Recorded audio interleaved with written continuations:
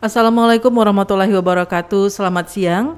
Bersama saya Taci Desi di podcast Gandoria Diskominfo Kota Pariaman. Sobat Gandoria, siang hari ini kita berbicara tentang asesmen nasional. Seperti yang kita ketahui bahwa ujian nasional semenjak tahun 2020 sampai 2021 itu sudah ditiadakan oleh pemerintah melalui Kemendikbud. Dan seperti apa asesmen itu, apa maksudnya, kita akan tanyakan langsung kepada narasumber kita yang sudah ada di studio podcast Gandoria Kota Pariaman.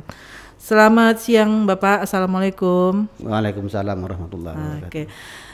Siang hari ini kita bersama Bapak Jurnal SPD MPD, yaitu Kabid Pendidikan Dasar dari Dinas Pendidikan Pemuda dan Olahraga Kota Pariaman.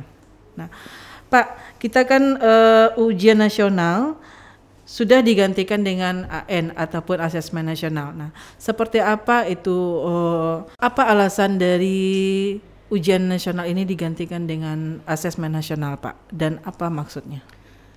Terima kasih, Bu Caci. Alasan kalau kami tentu tidak bisa memberikan alasan, tetapi ini adalah kebijakan dari Kementerian Pendidikan, Kebudayaan, Ristek dan Teknologi. Jadi mulai tahun 2019 ujian nasional kan ditiadakan lagi, dan peniadaan itu cepat seiring dengan merebaknya wabah COVID-19, dan dilanjutkan dengan tahun 2020 ujian nasional juga tidak dilaksanakan karena COVID masih menggila. Lalu untuk tahun 2021 ini ujian nasional diganti dengan asesmen nasional. Asesmen nasional ini adalah pengukuran untuk pencapaian kompetensi dan pencapaian kurikulum di satuan pendidikan maupun di pencapaian mutu untuk kabupaten kota, provinsi dan nasional. Jadi itulah yang maksud dari asesmen nasional ini. Oke. Bedanya dengan ujian nasional apa itu, Pak? Metodenya atau bagaimana? Bedanya dari ujian nasional adalah kalau ujian nasional ini dari peserta akan diikuti oleh seluruh siswa, itu untuk ujian nasional. Tetapi dalam asesmen nasional ini pesertanya adalah sampel untuk tiap satuan pendidikan. Dan bedanya lagi dalam hal materi asesmen, kalau untuk ujian nasional itu materinya cukup, untuk asesmen materinya adalah literasi, numerasi dan survei karakter. Sedangkan kalau materi untuk ujian nasional itu materinya adalah tentang knowledge, pengetahuan dan hasil-hasil yang didapatkan selama pembelajaran. Oke. Nah, sejauh ini Pak, apakah sudah diberikan sosialisasi kepada warga sekolah yang ada di Kota Pariaman ini?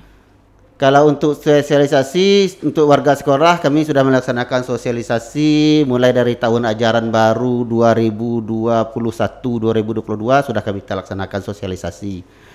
Dan sosialisasi juga harus kita laksanakan kepada orang tua siswa. Karena dari sebanyak siswa yang ada di sekolah tidak semuanya yang mengikuti asesmen nasional ini. Kita takutnya nanti kalau ada siswa yang tidak ikut asesmen nasional dan orang tuanya nanti akan protes.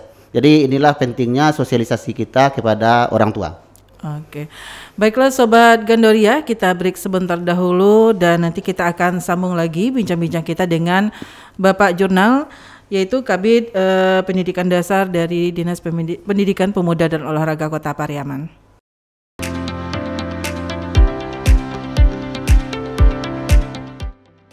Baik Sobat Gandoria, kita lanjutkan kembali bincang-bincang kita dengan Bapak Jurnal di siang hari ini.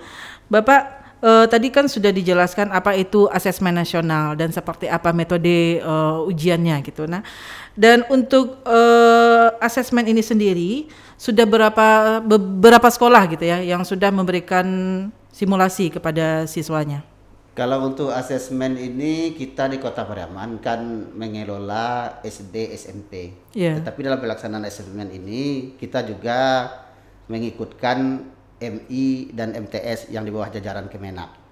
Jadi kalau untuk yang melaksanakannya dalam hal asesmen ini ada yang namanya melaksanakan mandiri, ada yang mandiri ditumpangi, dan ada sekolah yang menumpang. Jadi 3 macam pelaksanaannya. Jadi kalau sekolah mandiri dia melaksanakan asesmennya sendiri di sekolahnya. Kalau sekolah mandiri ditumpangi, dia melaksanakan asesmen mandiri dan juga bisa menumpangkan sekolah lain. Sementara sekolah yang menumpang, dia hanyalah menumpang ke sekolah yang ada sarana dan prasarana TIK-nya. Gitu. Jadi kalau mereka seandainya tidak mencukupi fasilitasnya di sekolah, bisa menumpang ke sekolah lain gitu ya. Nah, untuk pemerintah kota sendiri Pak, seperti apa persiapan dari pemerintah Kota Pariaman melalui Disdikpora dalam menghadapi asesmen ini?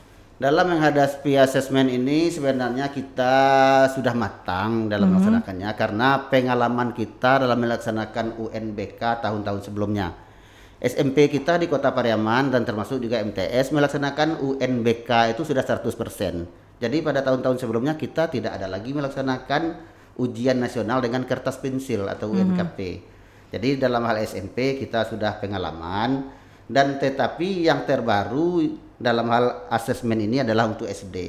Jadi SD ada beberapa SD kita juga yang berani dia melaksanakan mandiri karena punya SDM yang mumpuni untuk mengelola TIK, dan juga ada beberapa SD karena peralatan TIK-nya kurang, jadi mereka menumpang pada SMP ataupun pada SMA, SMK yang terdekat di sekolahnya.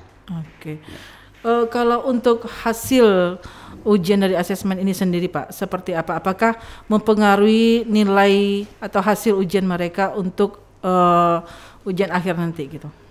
Kalau masalah ujian, hasil dari asesmen ini kalau secara pribadi kepada peserta didik tidak ada pengaruhnya. Karena dalam asesmen ini hasilnya akan menentukan mutu terhadap satuan pendidikan dan mutu terhadap daerah. Baik itu daerah itu Kota Pariaman, Provinsi Sumatera Barat, sampai ke mutu tingkat nasional. Jadi secara langsung kepada peserta didik tidak ada. Tidak ada. Jadi tidak mempengaruhi ya Pak ya? Tidak mempengaruhi. Jadi itu yang perlu kita sampaikan kepada orang tua. Kalau ada anak-anaknya yang tidak ikut dalam asesmen ini, supaya orang tua tidak berkecil hati dan tidak melakukan protes ke sekolah. Karena asesmen ini adalah diikuti oleh sampling dari siswa-siswa yang ada di sekolah. Tidak merupakan syarat mutlak ya? Tidak melaksanakan syarat mutlak dalam kelulusan dan lain-lainnya. Dan Sobat Gandoria, seperti apa nanti himbauan dari Dinas Pendidikan Pemuda dan Olahraga Kota Pariaman? Kita akan sampaikan nanti kembali kepada Anda sesudah break yang berikut ini.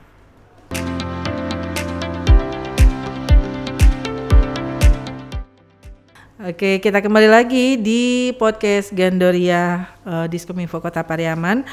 Pak, seperti yang sudah disebutkan tadi, bahwa asesmen ini hanya sampel ya untuk siswa yang ada di Kota Pariaman dan juga yang lainnya. Nah, ini diperuntukkan untuk pelajar tingkat dasar kelas berapa, Pak? Asesmen ini kalau untuk tingkat pembelajaran siswanya, kalau untuk SD itu siswa yang duduk di kelas 5, dan untuk SMP adalah siswa yang duduk di kelas 11. Selain untuk siswa, dalam asesmen ini juga diikuti oleh kepala sekolah dan juga diikuti oleh guru. Jadi kalau guru yang diikutinya adalah survei lingkungan belajar.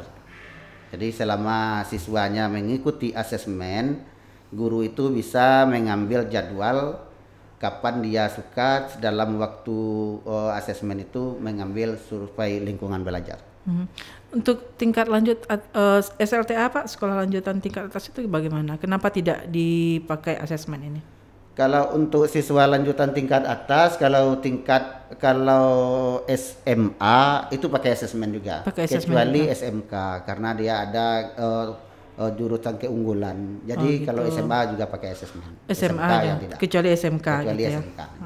Oke. Dan mudah-mudahan ini tidak menjadi ketakutan bagi orang tua seandainya anak-anak mereka tidak mengikuti asesmen ini ya. Kemudian terakhir Pak, apa yang ingin Bapak sampaikan atau himbauan Bapak kepada orang tua siswa, juga kepada guru mungkin di lingkungan sekolah dan juga kepada anak didik yang mengikuti asesmen ini? Ya, himbauan kami dari Dinas Pendidikan Pemuda dan Olahraga Kota Pariaman tentang asesmen ini yang pertama adalah kepada guru. Yang pertama kepada guru supaya tidak perlu melaksanakan persiapan asesmen ini dengan kasak kusuk seperti melaksanakan UN. Tidak perlu melaksanakan les tambahan dan tidak perlu melaksanakan pembelajaran tambahan, tidak perlu mengkursuskan anak-anak. Karena dalam asesmen ini kan hanya diikuti oleh sampel dan tidak semua siswa. Terkadang dalam pelaksanaan asesmen ini data siswa yang mengikutinya adalah ditentukan oleh kementerian. Kita persiapkan siswa, kita kursuskan, kita leskan, tahu-tahu Kementerian Pendidikan mengubah siswa yang akan ikut. Jadi peserta yang akan ikut saat ini masih sangat dinamis. Jadi belum ada daftar nominatif tetapnya siswa yang akan ikut. Itu pertama kepada guru dan satuan pendidikan. Yang kedua kepada orang tua. Kepada orang tua yang pertama, kalau anak bapak dan ibu yang ikut serta dalam sampel asesmen nasional ini, bapak dan ibu tidak perlu resah dan tidak perlu gampang memikirkannya bagaimana pembelajarannya, apakah anak kita dikursuskan atau tidak. Tidak perlu. Cukup bapak dan ibu memotivasi dan mendorong anak kita untuk melaksanakan simulasi di sekolah-sekolah, karena sebelum pelaksanaan asesmen itu ada simulasi-simulasi yang dilaksanakan oleh Kementerian Pendidikan.